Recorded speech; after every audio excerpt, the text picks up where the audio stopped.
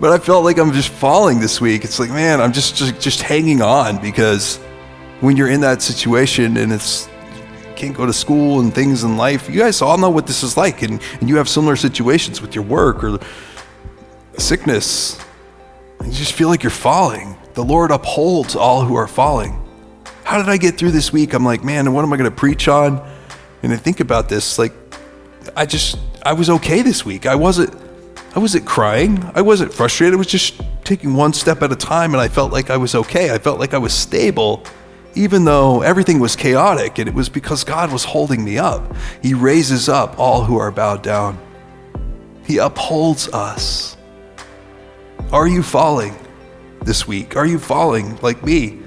Falling in your faith. Maybe you're falling in your relationships, falling in your struggle with sin, or falling at work, or falling with parenting, or falling in your health, or falling just with the stress and the chaos of life. The Lord is holding you up. You're still breathing because God is actively holding you up. You're still here because God is actively holding up. Your heart still beats because God is actively holding you up. You still are making it through. The Lord has sustained you even when you thought you couldn't go another step, even when you thought you were going to be out on the street, even when you didn't think your marriage was going to make it. God held you up.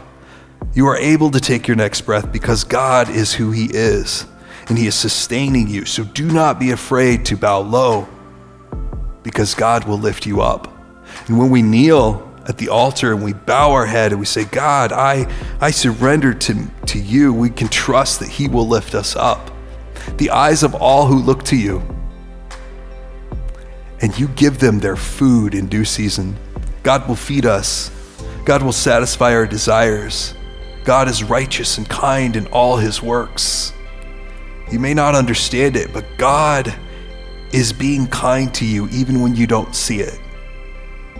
Even when you feel like you're losing control, God is being kind. Kindness is a God thing. It's part of who He is.